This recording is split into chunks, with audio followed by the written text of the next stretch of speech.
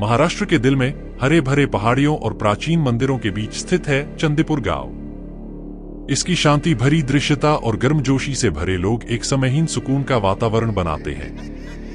लेकिन जैसे ही सूरज ढलता है, एक भयानक सन्नाटा गांव पर छा जाता है और ग्रामीण अपने घरों में छुप जाते हैं, उन कहानियों से डरते हुए जो पीढ़ियों से सुनी जाती आई हैं, मुंजा की कहानियां।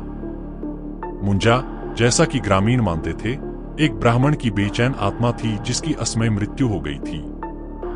कहा जाता है कि यह आत्मा खेतों और जंगलों में भटकती रहती है, अपने अधूरे अनुष्ठानों के लिए प्रतिशोध की खोज में। मुंजा को एक लंबी, कंकाल जैसी आकृति के रूप में देखा जाता था, सफेद चादर में लिपटा हुआ, जिसके पैर उल्टे थे और आंखें अलौकिक आग से चमकती थीं।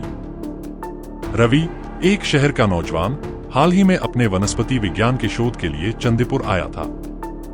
उसने ग्रामीणों की चेतावनियों को मात्र अंधविश्वास समझकर नजरअंदाज कर दिया और रात के बाद भी जंगलों की खोज करने लगा।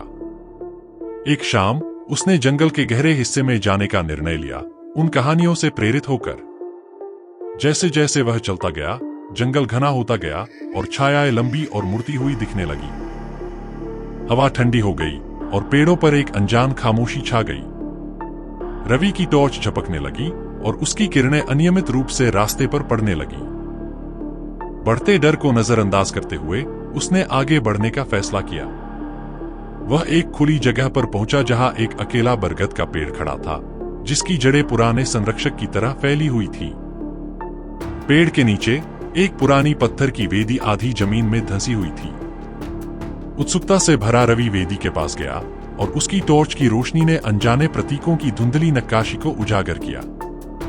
अचानक तापमान गिर गया और साफ हवा में एक हल्की सरसराहट गूंज उठी। रवि ने घूमकर देखा और उसकी टॉर्च की किरण अंधेरे को चीरती हुई सामने आई। वहां रोशनी की पहुंच से ठीक बाहर एक आकृति खड़ी थी। लंबी और पतली, यह जमीन के ऊपर मंडरा रही थी, इसके पैर स्पष्ट रूप से उल्टे थे। रवि की रीढ़ में सिहरन दौड़ गई जब उसे एहसास हुआ कि वह मुंजा के सामने खड़ा है। आकृति की आंखें अलौकिक आग से जल रही थीं और यह आगे बढ़ने लगी। इसके हिलते डुलते शरीर की गति अवास्तविक लग रही थी। डर से घिरा रवि पीछे हट गया, एक जड़ पर ठोकर खाकर गिर पड़ा और उसकी टॉर्च गिर गई। अंधेरे में उसने एक धीमी फुसफुसाहट सुनी, मुलायम लेकिन जोरदार, मेरे अनुष्ठान पूरे करो। रवि कांपते हुए हाथों से अपनी टॉर्च को उठाने की कोशिश करने लगा। जब आखिरकार उसने उसे चालू किया तो मुंजा गायब हो चुका था, लेकिन फुसफुसाहट अभी भी उसकी दिमाग में गूंज रही थी। दिल तेजी से धड़कता हुआ रवि जंगल से भाग निकला, बिना रुके जब तक वह अपने घर की सुरक्षा में नहीं पहुंच गया। उस रात वह सो नहीं सका। मुंजा के शब्द उसकी आत्मा को परेशान कर रहे थे, एक विनती जो उसकी अंतरात्मा को कुरेद रही थी। दृढ़ निश्चय से भरा हुआ वह गांव की बुजुर्ग महिला सीताबाई के पास गया, जो गांव के इतिहास और लोक कथाओं के लिए जानी जाती थी। सीताबाई ने ध्यान से रवि की कहानी सुनी। उसकी आंखें, जो उम्र से धुंधली हो चुकी थीं, एक गहरी समझ से भरी हुई थीं।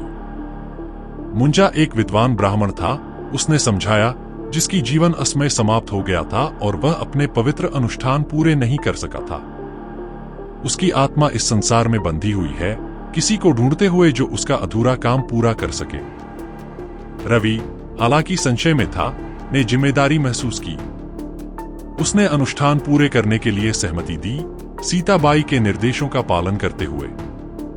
वे आवश्यक वस्त्र इकट्ठा करके संध्या के समय बरगद के पेड़ के पास लौटे। जैसे ही वे वेदी तैयार कर रहे थे, सीताबाई प्राचीन प्रार्थनाओं का जाप करने लगीं, उनकी आवाज जंगल की धुन के साथ गूंजने लगी। रवि ने उनका अनुसरण किया, चढ़ावे रखते हुए और अगरबत्ती जलाते हुए। हवा चंदन और कपूर की महक से भर गई। जैसे ही उन्होंने अंतिम अनुष्ठान पूरा किया, एक हवा का झोंका साफ हवा में गूंज उठा। मुंजा एक बार फिर प्रकट हुआ। उसकी आकृति अधिक स्पष्ट लेकिन कम खतरनाक लग रही थी। वह चुपचाप मंडरा रहा था, देखते हुए जैसे अनुष्ठान पूरे हो रहे थे। जब अंतिम मंत्र रात में खो गया, मुंजा की जलती आंखें मध्यम हो गईं और शांति की भावना खुली जगह पर फैल गई। आकृति धीरे धीरे घुलने लगी, इसका भूतिया रूप सुबह की धुंध की तरह गायब होने लगा। रवि की तरफ एक अंतिम शांतिपूर्ण नजर डालते हुए मुंजा गायब हो गया, पीछे शांति छोड़ते हुए। चंदीपुर गांव अपने शांतिपूर्ण अस्तित्व में लौट आया। मुंजा की कहानियां अब एक दूर की याद बन चुकी थी।